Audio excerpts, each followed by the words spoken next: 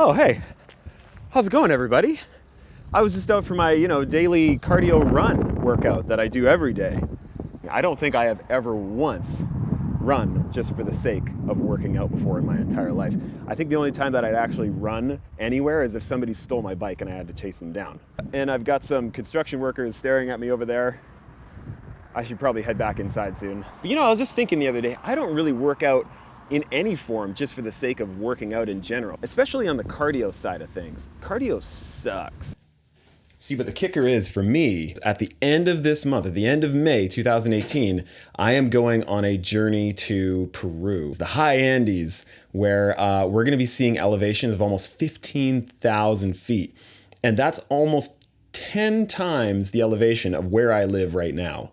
So if I'm going to be stepping off the plane in Peru and doing almost 9 straight days of high altitude riding, I've got a little bit of work to do. So what do we do about all this? Well, I decided to reach out to some very qualified people as far as the fitness and training side of things, both on the technology front and on the testing front.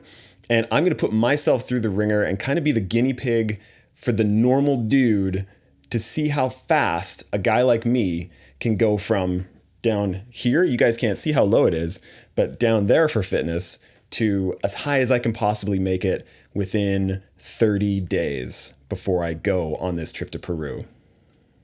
So in order to get the most out of this, we've got to do some baseline testing, and then we're going to test me after when I get back from Peru, and we're going to see the difference in fitness level from now and compare it to when I get back. And it better be at least a little bit higher after all of that, let me tell you. So I was reaching out there for the type of test that I'm always hearing about, and that's the VO2 max test. So Craig from WePhysio and Performance here in Edmonton reached out to me and he said, well, maybe that's him. No, that's totally not him. And he said, we'll do the VO2 max test, but that's just tip of the iceberg. He said he's gonna put me through some pretty interesting tests. It's going to be harder than the VO2 max test apparently, but we're going to get way more figures and numbers to work with and to see how best I can train myself before getting to the high Andes of Peru. So step one, let's get out to WePhysio and start the testing. Well, today's the big day. Headed over to WePhysio and Performance. Going to get the testing done. And you know what? I thought I would be more nervous, but I kind of just sort of realized I'm only pushing as hard as I could possibly push, right? And so, I don't know, I guess I'm slightly nervous, oh, what if my legs just cramp up like crazy or something? But really, I'm just there to pump out some watts and then look at the chart, so. Getting a little bit more nervous by the second.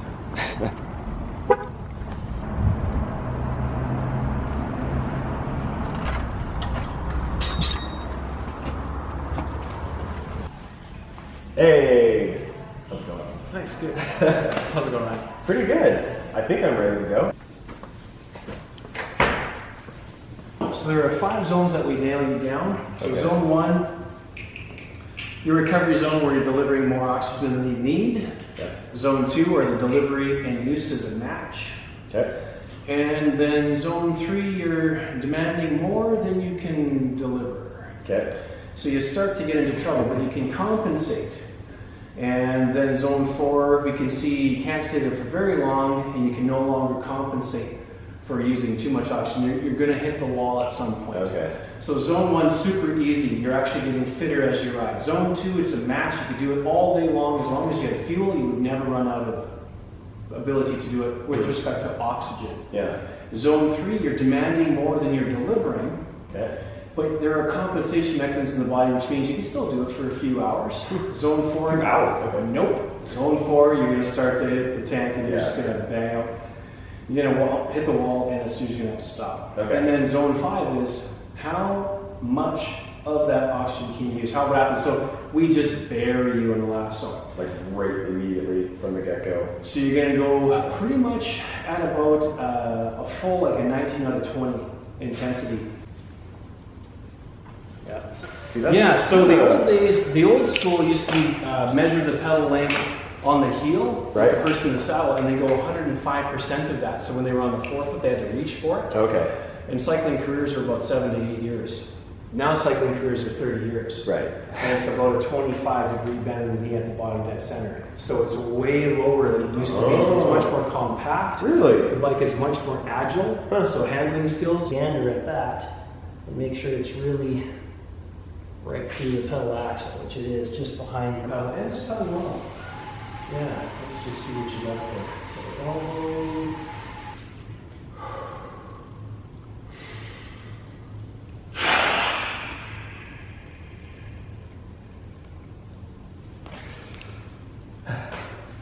nice.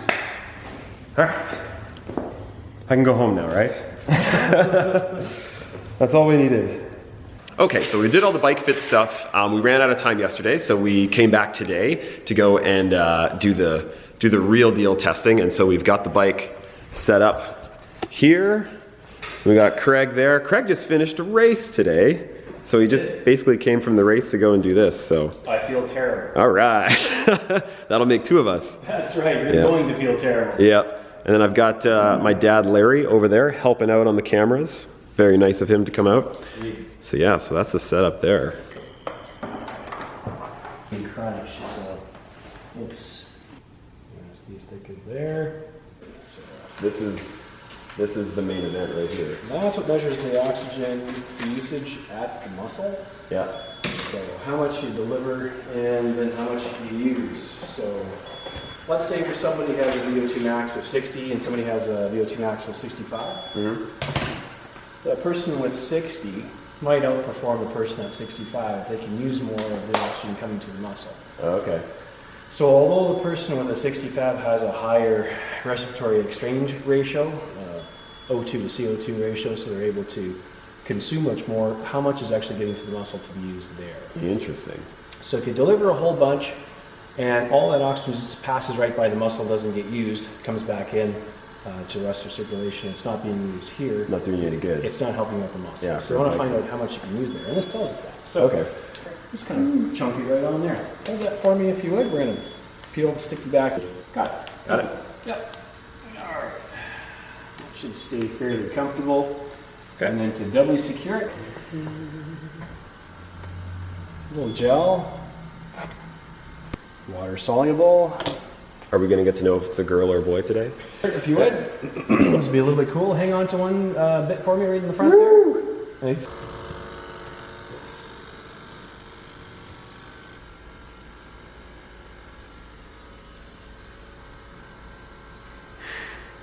Yeah, right there. I'm going to pull this aside so bring your hand in front of that. Perfect. Let's see it up here. I'm not like a plane. I was wondering what would break first. Your spirit or your body? 2 minutes time, I'm going to ask you what your effort level is on the scale. And you're going to either call it out to me or you can use your hands or should be able to tell what you're saying. Okay. And then at this rest segment, when I say rest, I'm going to ask for your finger. We're going to stick this on to look at the saturation of oxygen in your blood. We're good. All right, off to the races.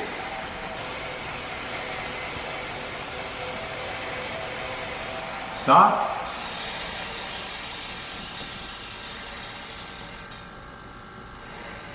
Finger. Thank you. And just hold it so I can see it. Perfect. That's awesome. Excellent.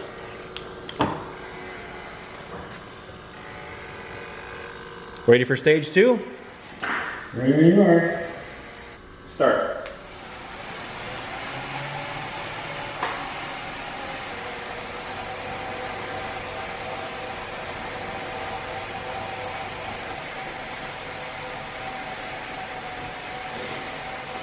%. Excellent.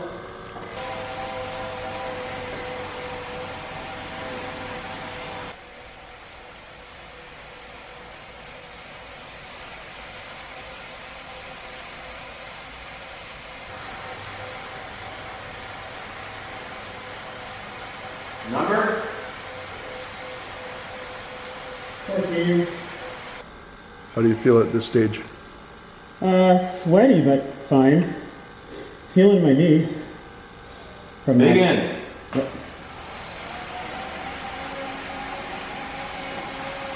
Usually my knee feels better when I ride, but I can feel it right now. Right. Less variability right now, lots of repetitions, so it's more likely to be trouble. It's the same thing with runners. We find our trail runners have less troubles with specific spots, and road runners and track especially, same repetitive strains and loads.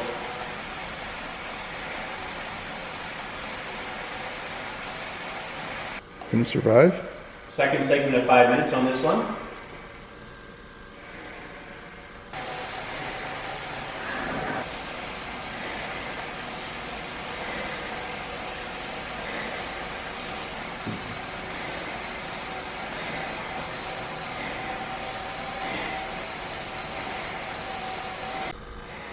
Looking for a 3-1-3, so 3 minutes in this top zone, 1 minute rest, followed by 3 minutes. So instead of a 5-1-5, we're going 3-1-3. You're a bad man. 10 seconds away. Do the best you can. It's all we ask. And begin. Same cadence, eyeball on that. Focus on just turning the legs around.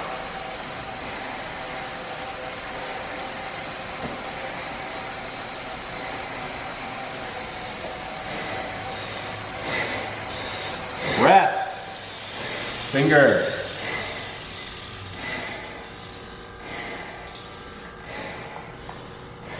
Thank you. Breathe, breathe. And begin.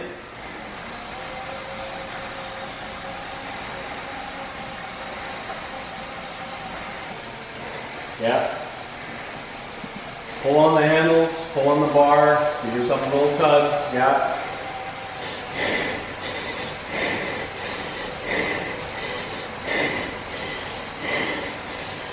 Great work, keep it up. Nice.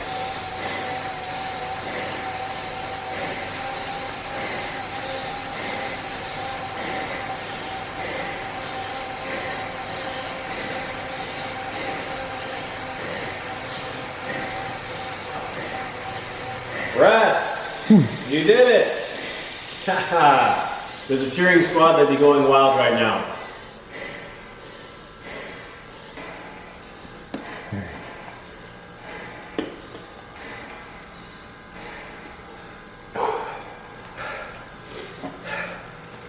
Well, that sucked.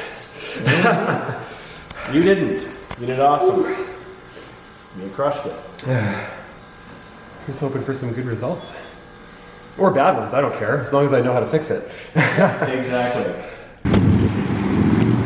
All right, so today is the big day. I did the test, I'm all healed up, I'm feeling good. Now it's time to go into WePhysio and Performance to go talk to Craig about what I need to do to get my lungs and my muscles as prepared as I can get them for Peru. And so yeah, I'm looking forward to seeing the results, seeing how I did, and what I can do to improve in the fastest amount of time humanly possible. All right, let's go.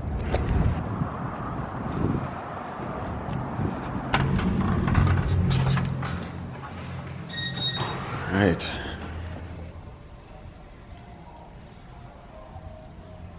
There he is. Hey. Hey, Ryan. How's it going? Good, thanks. Yeah, ready to go over some numbers? From the bike Oh, the pedals. Thank you very much. Awesome. Yeah, come on in. All right, let's do it. Okay, Ryan, welcome back. This is day 3 of the whole shebang, if you will. So day 1, we did the bike fitting just to get you onto the bike and get it set up for you so you could use it for the testing. Yeah. Day 2 came back, we did the actual testing, and now this is the first follow-up. So we're now looking at what do you need to do based on the results that we found. So a couple things I want to say. First of all, the test was great. And there's a few reasons why. Effort level, you did not hold anything back. You ramped right up to about 19 out of 20 or 20 out of 20 for difficulty. So you really did peak off as well as you could. At each, Felt it.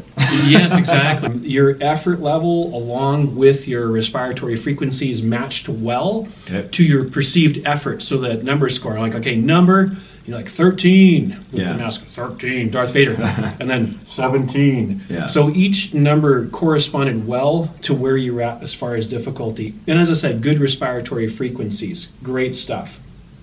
So the big difference between the testing that we do and a standard 11 or 12 minute VO2 max test is that test looks at your respiratory exchange ratio. So what you're converting into CO2, O2 comes in, CO2 goes out. Okay. So if you hyperventilate, you can actually skew your test results. Just hyperventilate, blow off lots of CO2, and you can actually have a higher VO2 max. So we want to find out what your limiter is in terms of, is it blood flowing to the muscle? Is it harvesting off of the muscle? Is it a respiratory limitation? Your breathing or your volume per breath doesn't change a whole lot. Okay. That's something that you can improve on, because if you increase the rate of breathing quite high and you're only using, say, 55, 60, maybe 65% of the available lung volume, you could be moving, if it was from 60% to 70% or 75%, that's 15% more per breath. Okay. Multiply by that frequency, and we're talking about an increase of, let's see, 15 on 65 is 25%. Yeah. So 125% of the volume. So 25% more air move. That's not necessarily 25% more oxygen. Yeah. Because the availability is potentially there, right? Sadly, in Peru, the percentage is still the same, 21% O2, right, in the atmosphere. But what you're getting is just more of it available to hopefully glom onto the blood in your lungs and then make it to your muscle, where you want to tear it off. So, number one, increase the volume of your respiration. So the frequencies are good. Let's get to work on the volumes. That's the fastest change you can make. So neuromuscular changes. Okay, so we're going to teach you how to breathe a little bit deeper, and we're going to use a particular device, which we'll get to in a second. Cool. That's number one. Number two is just time on the bike. So the good news is, to make changes in your blood's efficiency to carry the oxygen and to get it off at the muscle, you can do one of two things. And the first one is to spend lots of time in zone 2, what we describe as zone 2, where your oxygen delivery and usage are being matched. Okay. So you're not over-delivering, so you're in recovery because it's more than you actually need. You're making sure that demand is high enough that it's using up all the oxygen, but not over that. So you're not racing, you're trying to bury yourself, so you just match that. So you're at about 70-75% of your max effort. Okay. So pretty comfortable. Yeah. The good news, you do that every day for 90 minutes. 90 minutes, okay. That was the number I was curious about. I'm like, what's the length of time? It will change.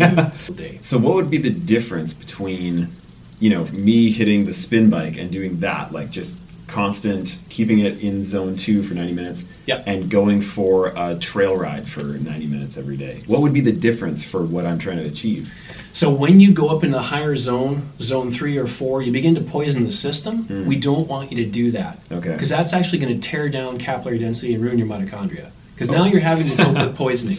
Okay. It's a good idea to go up into that high zone. We'll talk about that, but you don't want to stay there long. And once you've been there, you want to come and recover all the way back to zone 1. Oh, wow. Recovery. And zone 1 is like sitting again here almost, right? Like zone 1 for you, nothing. Exactly. It's going to be pretty relaxed. The other type of training that you can do is what we call zone 4-1. So 4-1 intervals, and your top zone is 5, where we bury you. Yeah. That 3-1-3, and it's sort of short period of time, rest, short period of time.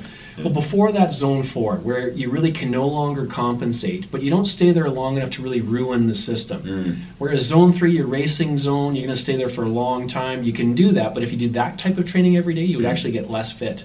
Oh. So these are the people who train a little too hard, but not hard enough. Okay. And don't take it easy enough, and come into the clinic and say, I've been training for 3 years and I'm getting nowhere. Slower.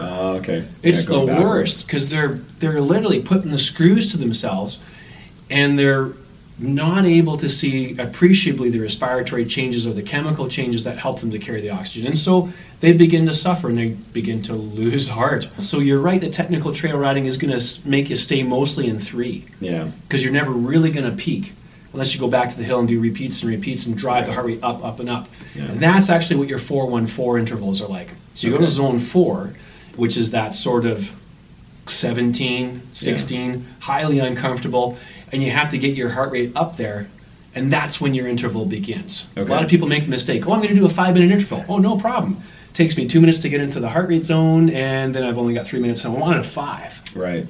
or a 6. So you have to ramp it up and then leave it there. Okay. So once you get into that zone 4, then you leave it there for the 5-minute interval or whatever duration we want, depending on the intensity of the interval. And then you recover by backing way off and come down to zone 1 and then bang and hit it again. So you're asking the system to change. So you're giving a very aggressive push out from the inside, and the system expands because of that. If you kind of push at it, you just poison the system. You don't reap the benefit of really having nailed it. So you poison your system, you don't nail the benefit, and you don't go back to recovery. So that zone 3 is troublesome. Laying on the change room floor of the gym, ready to throw up. I think it's typically what happens for me. That could be part of it, yeah, exactly. So your 4-1-4 intervals are still also really valuable. Those you cannot tolerate more than about twice a week, or even for now, depending on how you feel, because you weren't well last week, my recommendation would be only once a week. Okay. So get on your zone 2 work first of all, hit the trails, get comfortable on your wheels, and when you're feeling like, I am spoiling for a race, I'm ready to bust a move, okay, that's interval day.